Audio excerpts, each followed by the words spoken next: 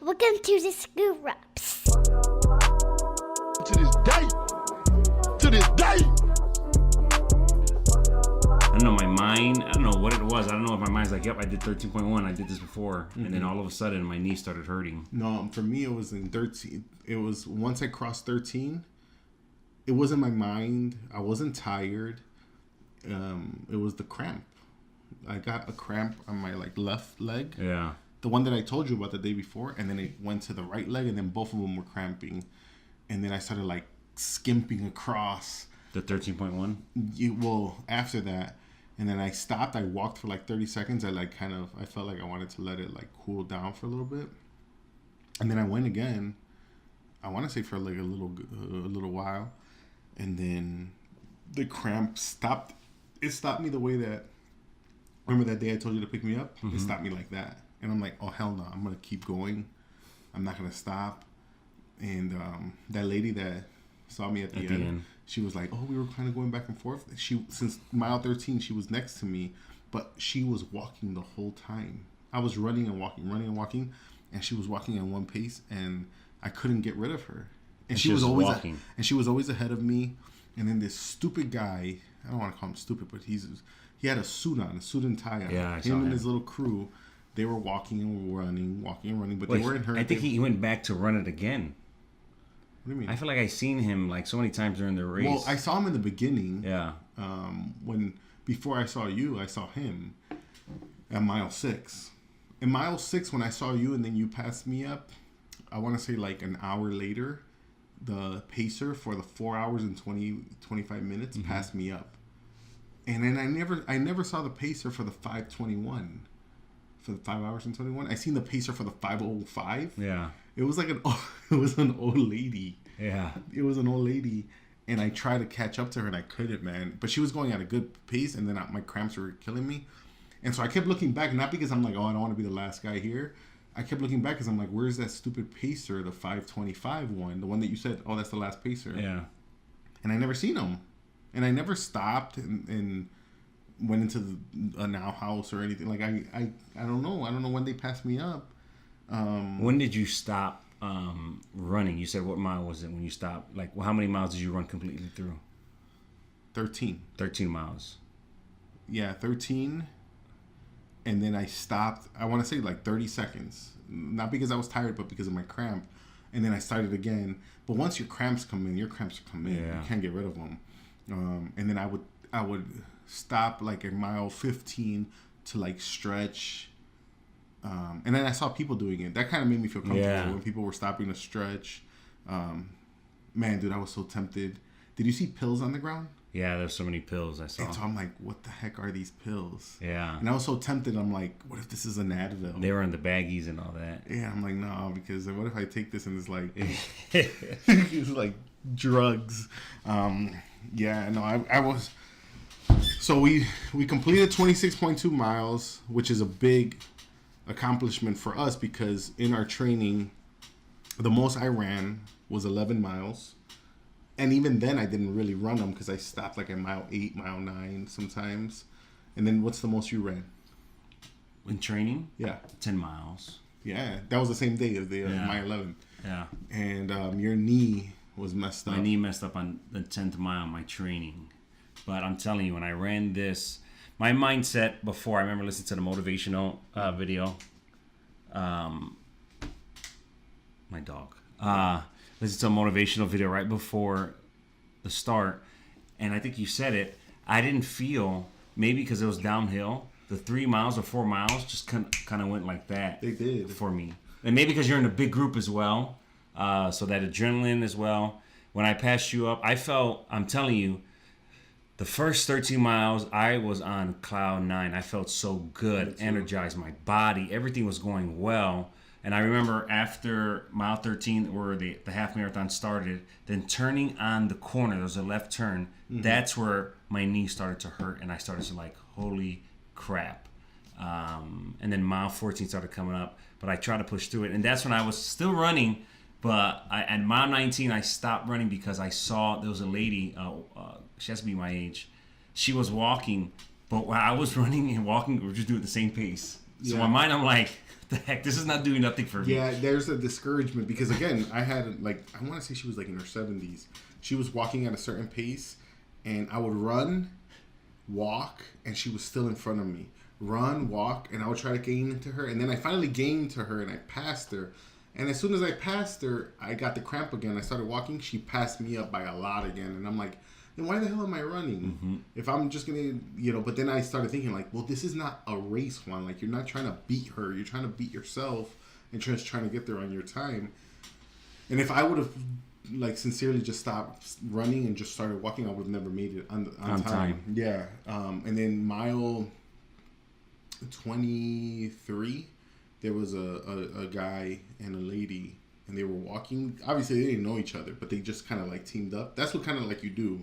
You start talking to people. Yeah. And he's like, hey, man, come on. Because I was running, and then I got cramps. And then he like touched my back, and he's like, hey, come on, just walk with us. And at this light, we're going to run until the next light, all right? And I'm like, man, what's our time? He's like, don't even worry about it. You're doing a good time. I'm going to see you at the Straight encouraging. And funny is that after the race, I never seen him again. He was an angel. No. I saw him afterwards. He said hi to me. But yeah, he's like, don't let things, because I said, how many turns do we have left? He's like, don't put that in your mind, man. Just keep going. Just keep going. I'm going to see you at the finish line. You're doing a great time. And yeah, but you're right. Like, first 13 miles were like, the first mile, I was kind of surprised. I felt like we just started. Yeah. I'm like, and it's like mile 1 complete. You took off. You took off in front of me. I didn't see you until mile 6. Well, I did a 9-minute mile. Yeah. I never, even in training, I never did a 9-minute mile, and I did it in a marathon, and I was like, I saw it at the end. I saw it in my stats, but and then you saw the drop. But then I saw you mile 6, and you like, you took off on me. But then I didn't want to let that discourage me. I'm like, I know Giovanni's gonna be in front of me, and Did you see me towards the end? No, I didn't. You didn't see me towards the I end? thought you were done. I saw you, and I put my hand up like this. I don't know if you didn't see me, but I just see you like in the zone. And I'm like, oh crap, Juan's behind me. I said, he caught up, and I'm there limping like, come on, Giovanni, just go. Because then I was seeing the time. I'm like, I'm not gonna get under 6 hours. But see, like what you did right there, I couldn't do that. I couldn't take my phone out. No, like, you took out your phone. You started live streaming. I was fighting for my life.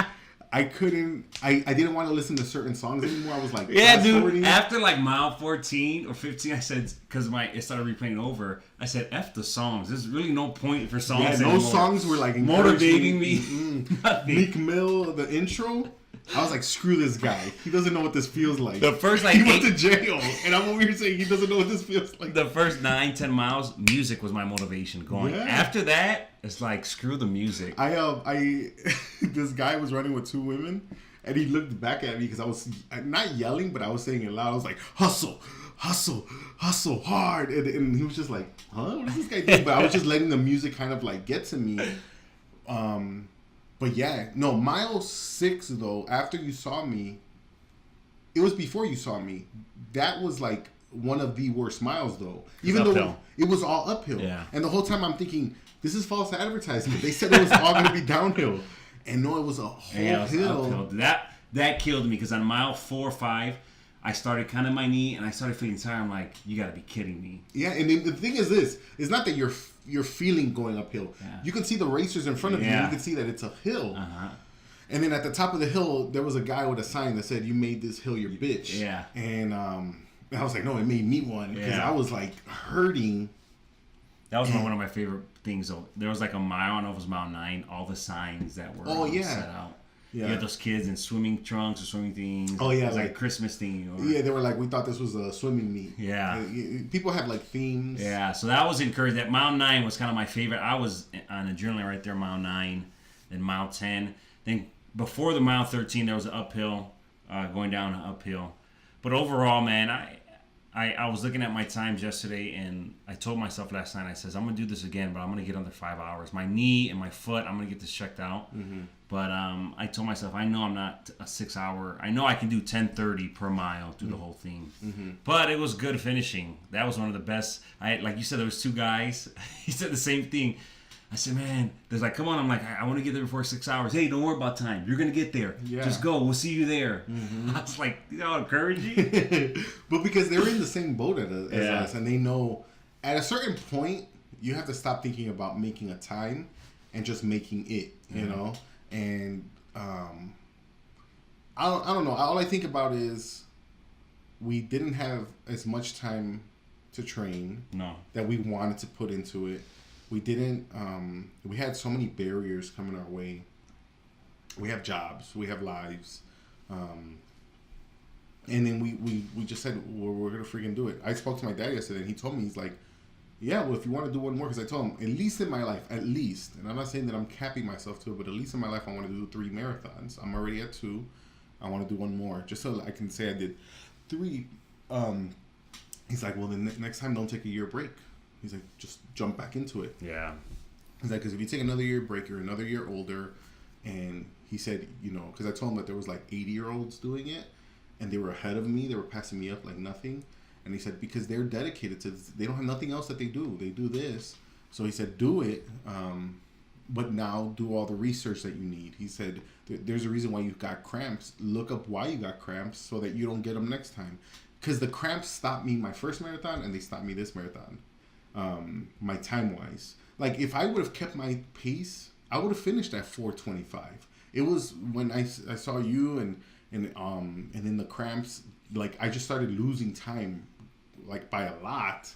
And I'm like, man, if I would have not stopped because of cramps and just did my race, I would have done a pretty good job. Then I think about the smart people in mile 1 that were walking. Well, do you think, that's what I was about to tell you, if you didn't run a 9-minute mile in your first mile, maybe you kept a 10, 30, 11-minute pace, would you have got cramps? That's what I'm thinking. No, I think if I would have went easier on my body in the beginning towards the end, yeah, like it would have. Because that lady that was walking the whole time, the last mile she ran it, and I saw her. When she got in before I did, and I'm like, she was smart. She knew what she was doing. She knows if I walk at a fast pace, because when I got cramps, I couldn't walk in a fast pace anymore. I couldn't walk in my regular pace. Yeah. I had to walk in my limping pace, and I was already defeated at that point. But if I would have ran 1 mile, let's say, then walked another like half mile, then ran, and maybe, you know, it's one of those things, like, you have to just be smart. It's like in the front, it might not look like you're being successful, but then towards the end, you know, it's working out. But I don't know. I felt discouraged at times because everybody that I was kind of like looking around, I'm like, it's old people now. But then I saw some younger guys that were way behind from me. But then they also were dealing with what I was dealing with, which was the cramps. And it just sucks because it's not your breath. It's not you're out of shape. It's something that you can't control. Yeah, I got excited when they're serving like apples and oranges. And, oh yeah, because bananas. I mean oranges. Yeah, because when you make it that far, you're like, all right, I'm far. Yeah. Honestly, mile 15 to mile 20 were a blur. I was in pain, but I just remember like, okay, I'm on mile 16. Okay, I'm on mile 17, but I don't remember like I feel like I blinked and I was at mile 20 in pain, but I was there. And I said, if I can make it to mile 20, I got 6 more miles to go. That's a lot. I mean, even though to us like it's a little, but 6 miles is a lot. Well, when I got to 23, I'm like, okay, 3 miles. Juan, you do 3 miles every other day. Yeah. This is nothing. This is 30 minutes. 3 miles turned into like an hour and 40-something minutes because of the stupid cramps. But we did it, man. Yeah. I mean... No, that was, I was excited. Even though I didn't get the time I wanted, but I can still say I finished the 26.2 marathon. So what's the difference between a 13.1? Because you were hurting in there. I can't deny that you were hurting. Nobody can deny that. Yeah.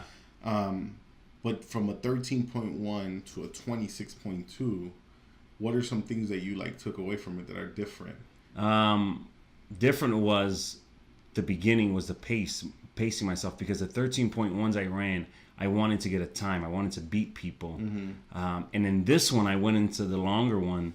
And it's a cliche saying is life is a marathon. And I truly thought that, like, okay, these people might be ahead of me, but I'm going to catch up to them mile 8 or mile 10 or mile 15. I'm going to keep my 10:45 pace even though at mile 1 I'm not tired whatsoever.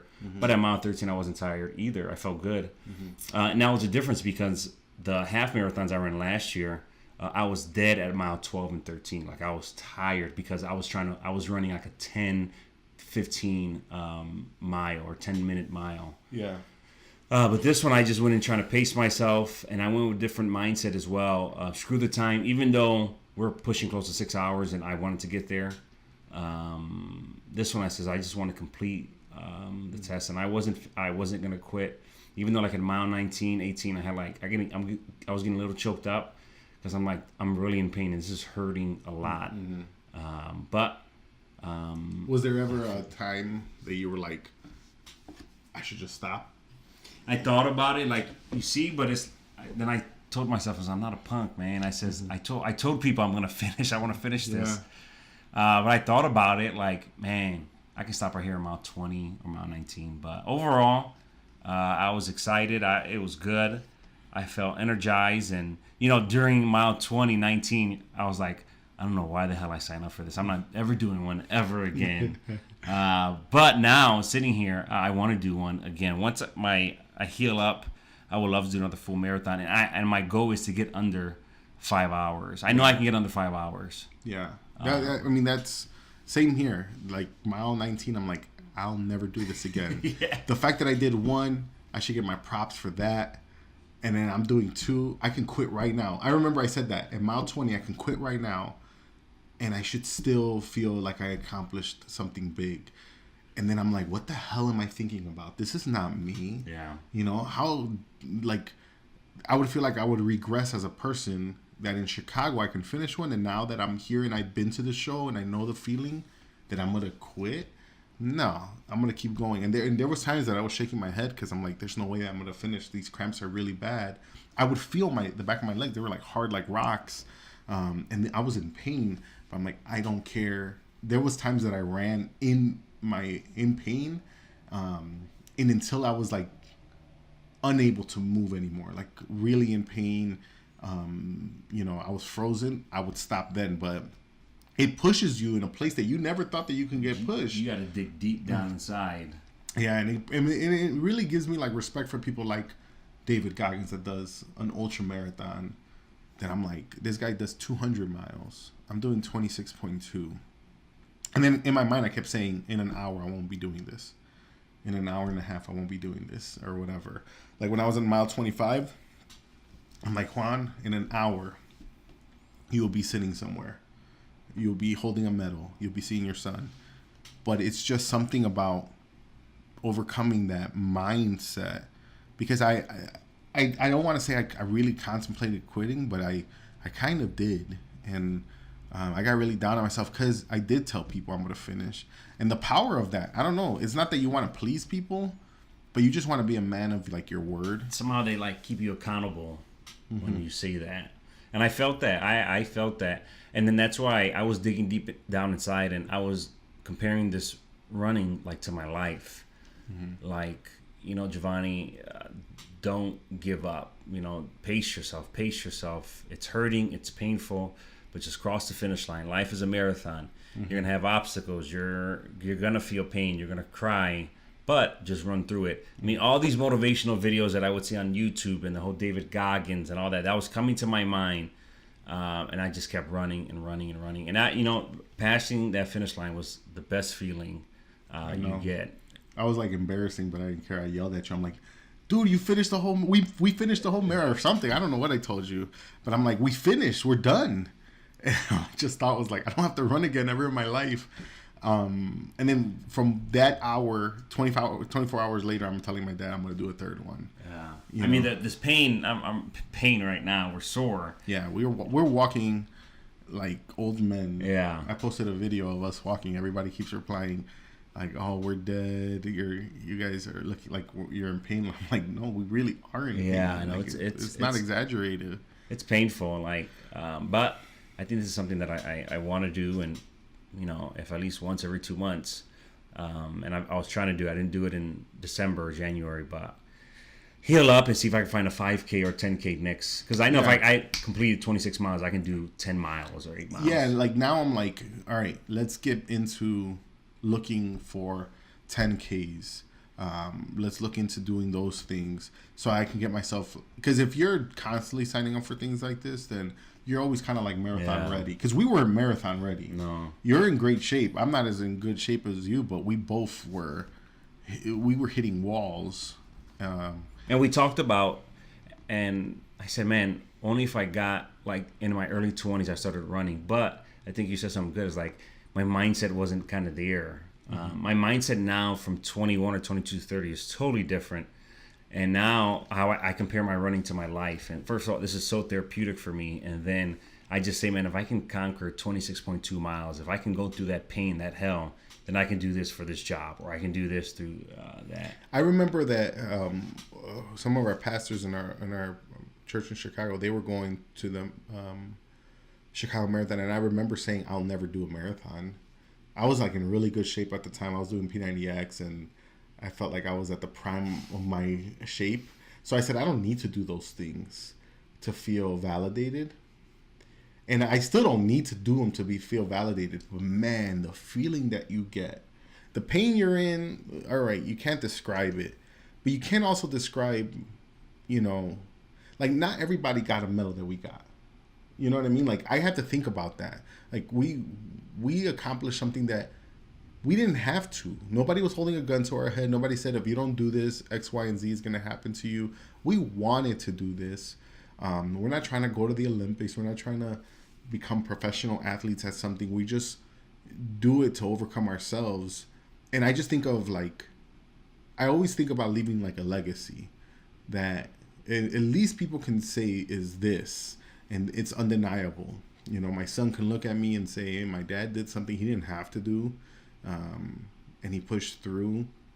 And I feel like there's like a bond between everybody that's done those things, where we can agree, like, man, we've all went through this and we've overcome ourselves. And I think that, I don't know, in mile 26, I was like, I'm putting this on my resume. I don't care. Like, that should speak to somebody. Like, this guy did 2 marathons. That means that he has some type of mental fortitude. That I agree with you on that. Yeah, like, why can't that be put in a resume? That Could it be? A full marathon. I think it should be. I look at people that do marathons and Ironman and triathlons and all that. I see like their mental toughness is to a whole nother level. I'm gonna see if I wonder if you put I completed Chicago Marathon 2016, Phoenix Marathon 2019 on their accomplishments, because I put that I speak Spanish and that I know Adobe Premiere. Yeah. But if I'm an employer, if I'm a company, oh, you did a marathon? Oh, okay, then that tells me that you're somebody that can commit to something even when it's hard. Did you see anybody take a crap while running or no? I seen women taking pisses like they're off to the side. Yeah, to the side. I seen this one guy, like 3/4 of the marathon, he was with me. He had big curly gray hair and he had a big old bald spot in the middle, and that's what I remembered him from. I'm like, this guy, and he was like, "This."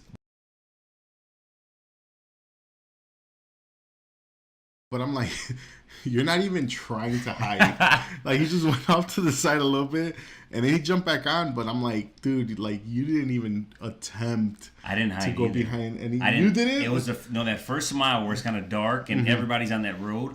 For some reason, my mind kept telling me you got to take a piss, so I just pulled off to the side while everybody's just running, and I just whipped it out and I just started peeing right there. I said, oh, well, if they see, they see. But I said, we're just going to keep running. What are they going to do? I know. And so then running, it helped me out. But I see everybody stopping at porta potties. There was like lines for the porta potties. Some people couldn't care. They went behind like cactuses.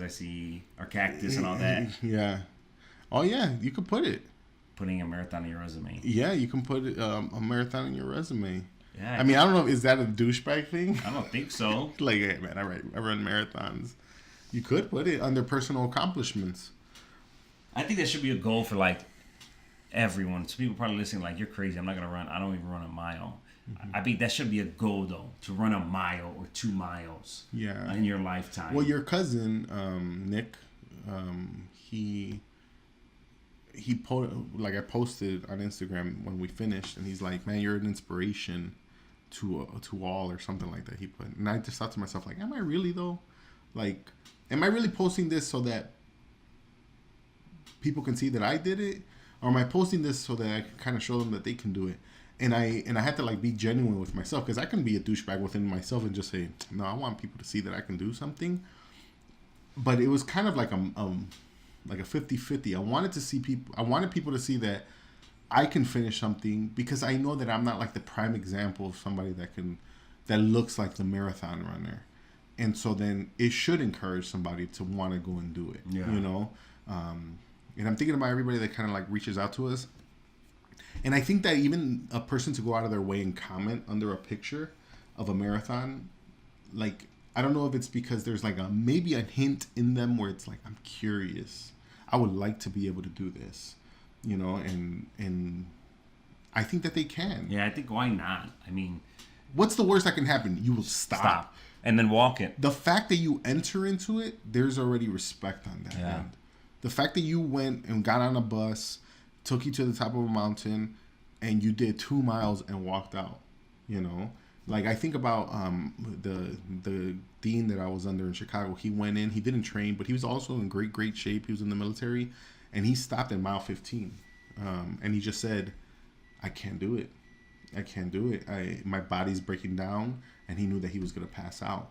I put it on Instagram and Facebook. I put these things. At first, last year, I didn't want to do it. Then somebody told me, one of my friends, she was like, start posting up videos, because that's inspiring me. It makes me want to get up off my couch or stop lifting weights or doing something and to run. Because it's kind of inspiring to do cardio and just push it past through. And so that's why. I mean, the messages and all that, I appreciate it. But if it's not really inspiring or anything, then I don't think it's not working. I think it should inspire you once you see messages, or like I get inspired once I see this guy Goggins, or I see other people doing Ironman or marathon race. I'm like, man, I want to do that. I know I can do it, but what's stopping me from doing it? You know what makes me respect like David Goggins, and look him up, guys. If you guys, we always bring him up, but look him up on Instagram. He was an overweight guy, but what I like that he does is that he's doing it while he's encouraging you. Yeah. He's not showing you results like, oh, look at my body or look at my medals. He's running and he's doing a video and he's saying, hey, we got to get to it. Let's do this. There's no excuses. Because sometimes some of these like fitness people that I run into online, they don't encourage me. Sometimes I feel discouraged because they're showing me a finished product and it's not a process. Or even there are times that they're struggling. Like Goggins, there was a video that I saw where he's like, it's 2 a.m. I didn't get a chance to do my workouts because of whatever. He's like, but no excuses. I did workouts when I came home, and every single night I stretched for 2 hours. He's like, so it's 2 a.m. and I'm stretching right now. Normally I would be in bed by 11 o'clock. And he's like, it's 2 a.m. I'm stretching right now, and I'm still getting up at 4:30 to go run again. And I'm like, dude, This guy's intense, you know? But it encouraged me. It didn't make me feel like, oh, I'm a piece of crap. I'm over here sitting down. There's some that do, though. You know, there was a guy. Did you see the guy when we started at the top of the mountain? He took his shirt off and he was trying to be all fine. I think so. And he was like all muscular. And I was just like, screw that guy. Like, screw that guy. Because we're all over here just trying to be focused on, let's finish this. And there's like a sense of unity. Like, we're all like, yeah, come on, let's go. And this guy's like, hey, everybody look at me. Yeah. And I'm like, that's the guy that would discourage somebody from wanting to do one of these things, because he doesn't look like me. I don't look like him. And I'm not trying to, if I looked like him, I don't think I would want to do that. You know, maybe I would take, if I had like a 6-pack and all that stuff, maybe in mile 14, 15, take off my shirt. I'll definitely take my shirt off. But not to start in the freaking freezing cold. Yeah. It was freezing. Yeah. This guy took off his shirt and he's laughing. He's like, like a bunch of frat boys were up there with him. I'm like, man, he's the reason why people don't want to do these things, because they think that they need to look like him in order to do this. But then I seen people that look like me. I seen people that look like my dad. Yeah. I seen people that look like the elote man running it. Yeah. You know. And that's the encouragement, and it's for whoever's listening. Like, what are some tips for you? Because people always question that, like, well, how do you do it? Like, what are some breathing techniques? And I'll be honest, I have no clue. Yeah. There's no technique. All I did was sign up, and I said I'm going to do it. Yeah. That's the first step to doing it. And then, honestly, is building that mind frame where you can do it. You can do it. I can do it. I can do it. I can finish. And that's what it was during this whole thing. Like you said, we didn't train up. Since December, the second week of December, I messed up my knee, and I ran outside probably 3 or 4 times, if that, in those 2 months. And I was doing everything inside an elliptical and bike. And it's totally different inside and outside.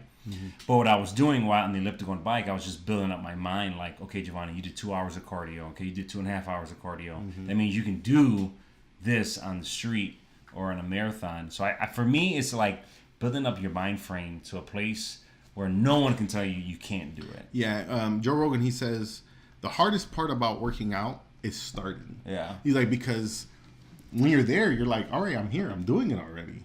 But it's starting. So the hardest part I think about this marathon for me, honestly, was signing up for it. Because once I signed up for it and my debit card went through, I'm like, oh crap, there goes my money. Now I have to do this. And there was like this push behind me, like a good stress of, all right, well then I gotta get training. I've already been to the show. I know what it feels like, so I need to get to it. My discouragement was when I couldn't train. There was days, and you saw me, like we would record, or I had to do a video. I had to work, and I'd be like, dude, it's already midnight, and I'm getting home. I can't go running outside right now, and I'm already dead tired, and I have to be up for work. Which I probably could have done those things, but I would have been really beating my body up. And so then I would just choose to not do it and then run every once in a while.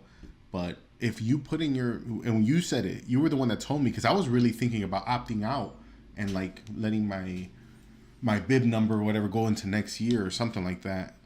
You were like, hey, dude, if we crawl across the finish line, we're finishing this damn marathon. And I'm like, all right, we're doing it then. Like, there's no ifs, ands, or buts. We're going to get to it. We're going to tell everybody we're going to do it. And for me, every single time I tell somebody, it's like, boom, boom, it's another clip of accountability. If I'm telling you, then now 3 people know, 4 people know. Now I have 5 people to let down if I don't do it. Like, oh, wait, you didn't even try? You know, so I'm like, all right, I'm going to tell as many people as I can. That's my accountability. I told my students at school, I'm doing a marathon, and I will finish it. You know, there was people that laughed at me, not like laugh like, oh, you can't do it. They were just laughing like, dude, you're dumb. Why are you doing this? Yeah, you're running.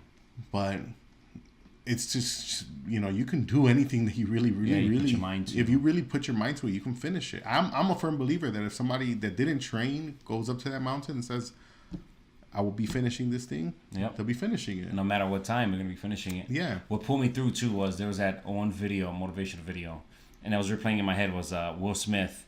And he says, a clip, he says, you might be more talented than me. You might be more bigger than me, have better words than me, whatever it is. He says, but if me and you go on this treadmill, he says, I'm going to be the last one getting off. He says, and I mean that, even if I have to die on this treadmill, if I pass out, I'm going to get off the treadmill after you. And I thought about that. I said, the only way they're going to take me off this pavement is if they call my family, or if the paramedics or the firemen come and they have to put me on a stretcher out of this.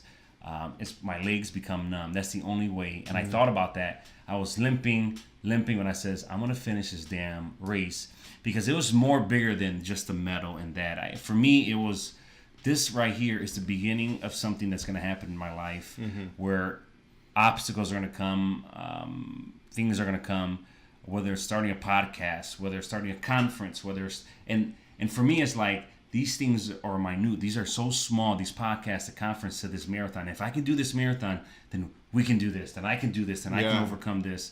So that was replaying through my mind for those last 12 miles when I was running in pain. Like, you're going to finish this because you can do this. You can finish this because you can do this. And you can inspire other people while doing this. Even though it did feel good after finishing, you have your family, you have people cheering you on, you have giving your medal, there's like giving out waffles and all this stuff. You feel like $1 million right after. But then I started thinking after, I got text messages and messages like, wow, that was so inspiring. I got a message from my aunt in Chicago. I haven't talked to her in like forever. Yeah, there was a bunch of people that I haven't talked to in forever. And she just messaged me saying, wow, congrats, buddy. Make sure you take care of your knee, look at your knee. So that, right there, I'm like, okay, it's inspiring other people. I'm glad, you know, it's reaching them and all that. So it was good for me. I plan on doing another one. If I get held up by March, if not by April, to find another race to get involved in before this freaking hell comes here in the summer. Yeah, I wonder, do they have marathons? I'm pretty sure what in the summer. David Goggins says he ran Death Valley, and I don't know when, but Yeah, maybe it's early in the morning. Maybe because I know in Chicago they canceled a marathon one when it's year. too hot. It was like 90 something degrees, man. It was. I mean, it's one thing to strive to do something, but it's another thing to be stupid and die to prove a point that you don't have to prove.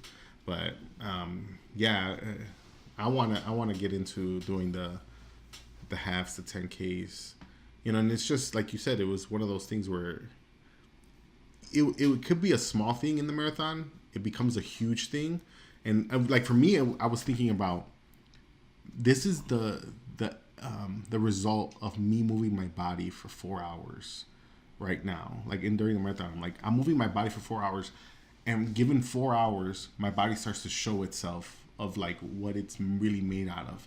But I'm like, but I can lay on the couch for 4 hours, and I don't know the potential that my body can have until I start pushing it. And then I started thinking about life, and I know that's like it's cliche, but you start thinking about it like, what's my potential? What am I sitting on? Like, what potential am I sitting on that I don't see? I have gifts, but I'm not really using them. I have ideas, but I'm not really pitching them. And if I can put time into them, I will see something come out of it. Just like I'm seeing pain come out of my body right now. I'm seeing a result that nothing had to happen for my body to feel this pain. Like nothing outside of me. It's me doing this to it.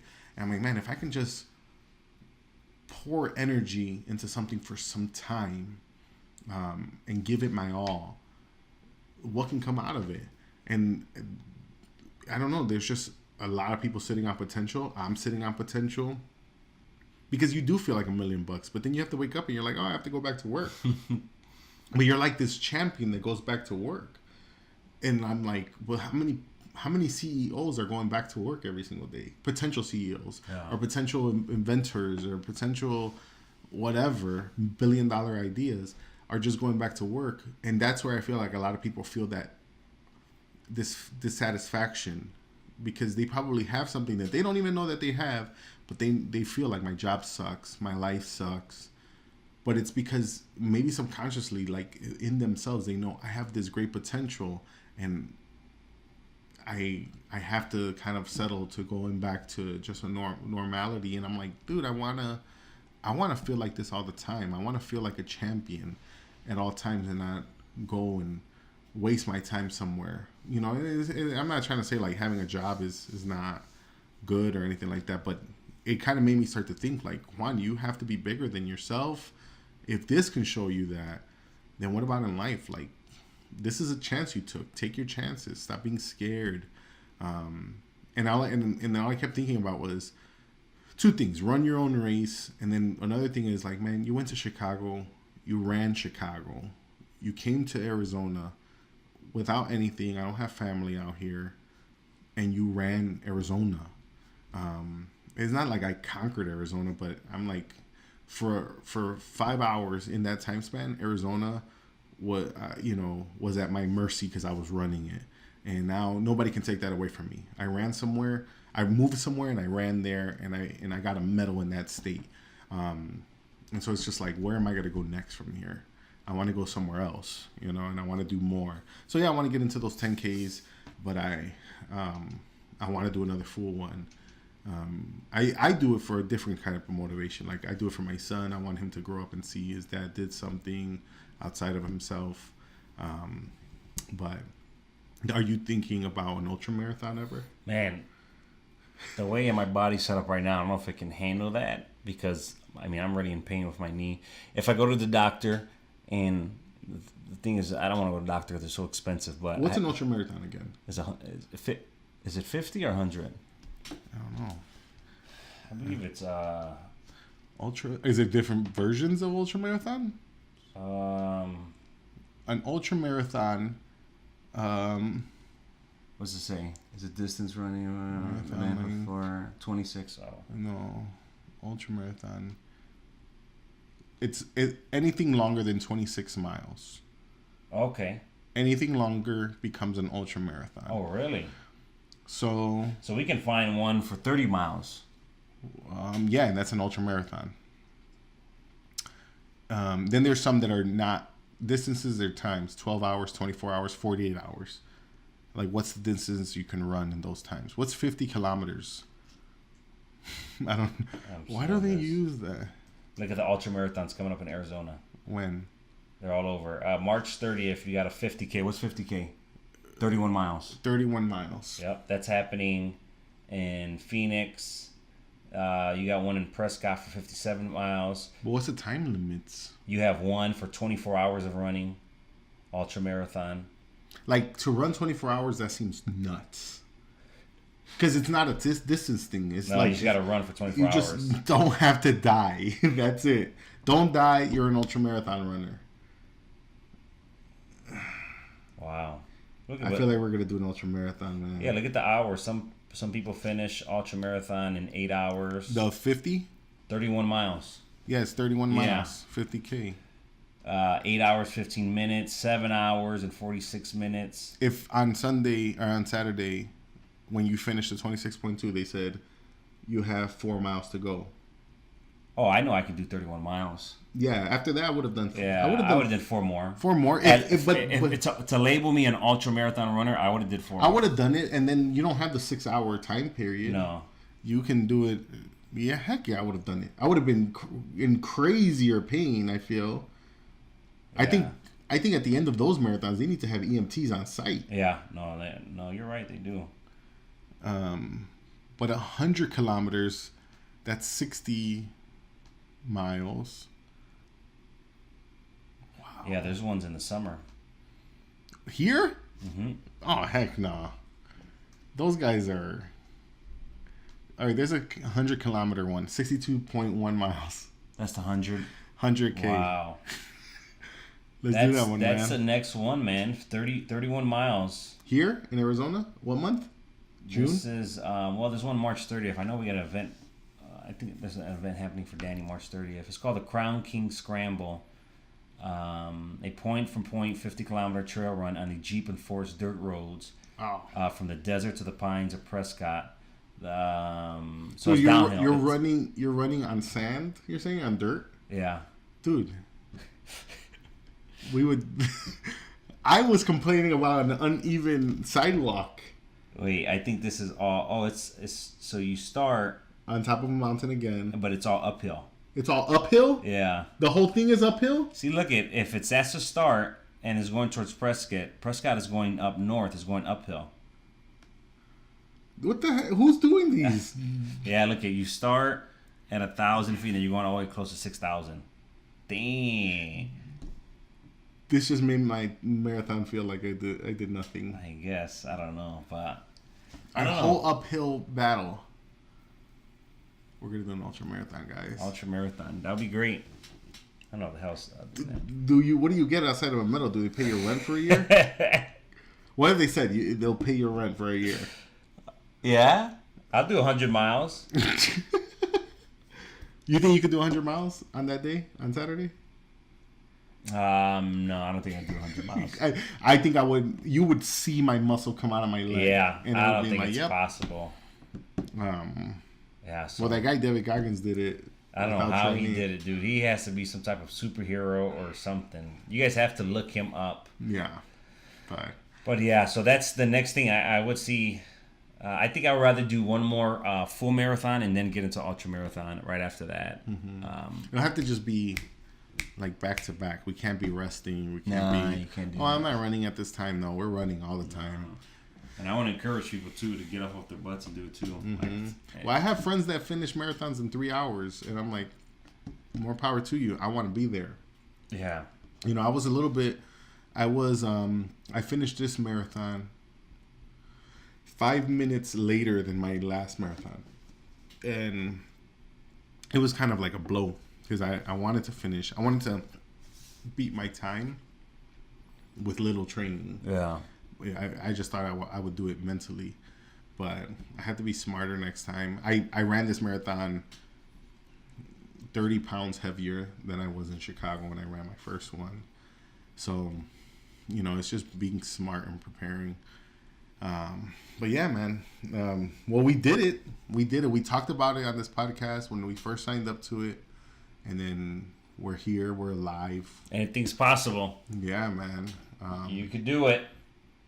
Hey, one last thing. Cardi B won a Grammy. Oh yeah. She won a What did she win a Grammy for? rap album of the year. So she beat out Drake. Drake didn't even have it. He wasn't even on there. It was Macklemore, Travis Scott, XX. J Rock, and You see Nipsey Hussle. You hear what Drake said though? Yeah, you don't need one. This is he's probably coming from a good place, but I thought about it. Rich. Yeah, I thought about it, and then I thought about too. You know what? Maybe if he would have won probably like 4 Grammys that night, he probably would have never said that. But since he was not, because he was nominated in every category, he only won 1 Grammy. Donald Glover, he cleaned up. Yeah, and Drake only won 1 Grammy. My mindset was, if Drake would have won 4 or 5 Grammys, he probably would have never said that. But since he was probably hating on the Grammys for him not winning, Well, they cut him off. yeah. So he was probably hating like, oh, y'all didn't pick me to win, so... You don't think he's not gonna get nominated anymore? Because I think you have to submit your music to the Grammys. Yeah, I feel like that was a sore loser type of thing that he did. Yeah, I think so too. A lot of people were on his side. Yeah. Like, oh man, the Grammys cut him off because he was speaking truth. Listen, what he said does have truth in it though. Yeah.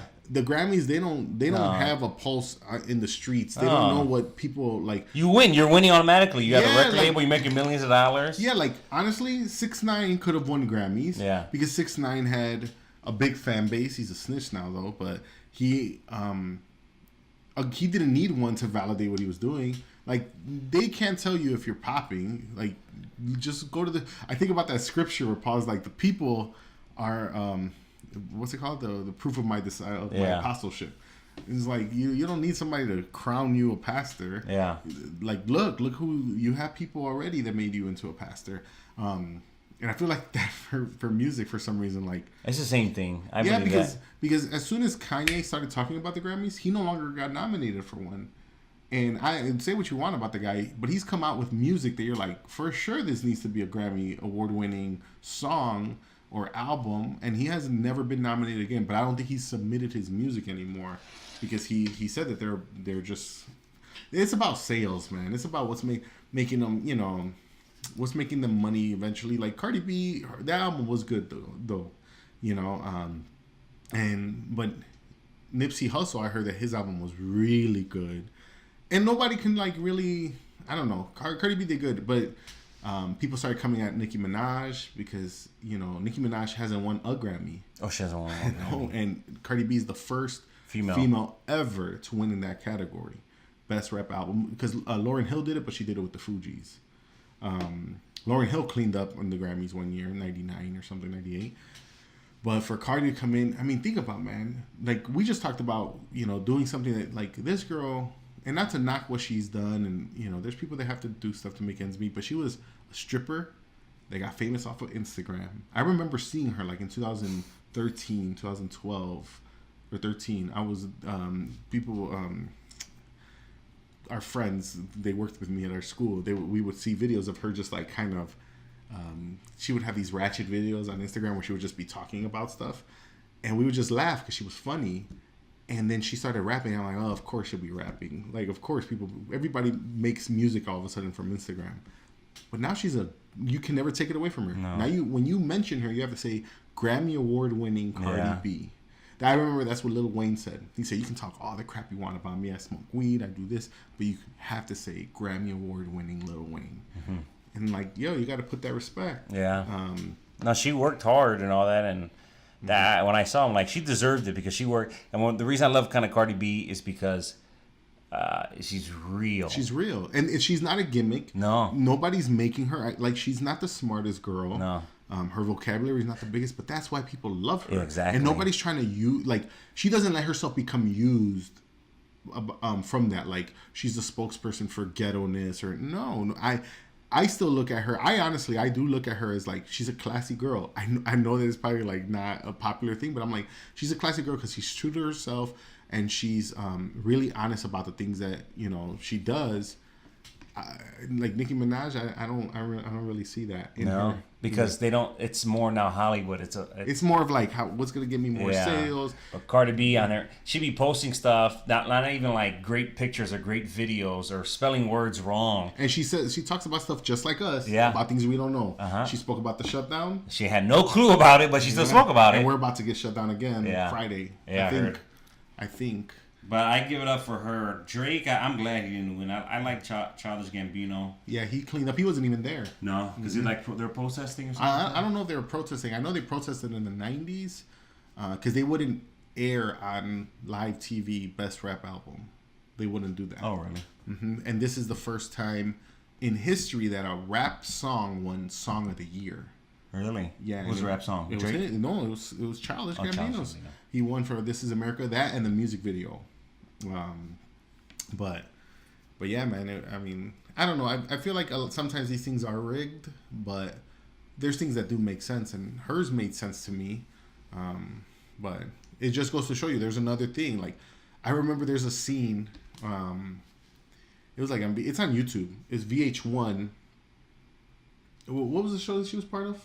Love and Hip Hop. Yeah, you know how they have like those reunion ones where they sit down, and she was like they were starting, and Cardi B stops and she's like, "What you looking at?" You know, B, like she's talking to some lady in the crowd, and she's like, "Yeah, you remember when you told me I wouldn't be nothing and blah blah blah, and now look at your fat self looking at me. You came here to see me." Or something like that. And like, it was a lady in the crowd. She was not part of the show. And I know that lady in the crowd now is like, every single time Cardi B does something, she's like, crap. She told her, she's like, you told me I would never be anything. Wow. And now she's a Grammy award-winning artist. Yeah. And that lady has to swallow her words. And then I think about like the people that told us something. I always think about the guy that I worked for at Reach in Chicago. I forget his name. He was a Mexican dude. And he told me that I'm an alcoholic. Because my dad's an alcoholic. That's what he told me. He said, "Oh, you're gonna be an alcoholic, Juan. You just haven't drank yet." Is that your fuel right there that gets you? I don't know. Like, the guy's not a bad guy. I don't even think he was trying to discourage me. He was just trying to. He was like one of those guys, like, I'm a realist type of dude. But every day, like, or not every day, but like every single time I try to overcome something, for some reason I always see myself 18 years old sitting down in that dumb office with him and his stupid long hair telling me I'm an alcoholic and I'm not gonna do anything, and I'm always like right there, like, screw you, bro. You know, like, I don't know, maybe he's just a mirage or something. He's my scapegoat to doing whatever I need to do to like prove him wrong, and he's probably like a whole bunch of people in one person that, you know, because I know that there's people that even now they see us with our podcast and they're like, they're not that big. They're not going to get big. We don't do this to get big. We do this because we love to talk about stuff. And there's people that genuinely like to see us. And they laugh when we laugh. And there's people that support and people that support. Like, and there's people that want us, that tune in, are looking at our YouTube, are listening to our iTunes just to hate on us. But thank you, because you gave us another stream. Yeah. You know what I mean? At the end of the day, that's what you did. And all it's going to do is going to push us. You know, who cares what time we finish? We finished, and you can't take that away from us. While you're sitting on your couch hating on us, oh, their conference is not going to be as big as it was next year. Yes, it is. You know, all this stuff, like, it just drives me to, like, while you're sitting down and hating on us, we're still moving. Yeah. And we're going to continue to do things. And the power goes into that you can't stop us. You can just talk about us. But when you talk about us, you give us free press. You got to, man. Yeah, when you man. said you keep on moving, it reminds me of that, you know that movie, World War Z? Brad Pitt. Mm-hmm. When they're finally get away from the zombies and they go into this apartment, it's a Mexican family there, a Hispanic family, and they're sitting at the table, and the dad's like, hey, we're gonna stay here, you know, it's safe here and the things. And Brad Pitt said something so powerful, sitting down. He says, movement is life.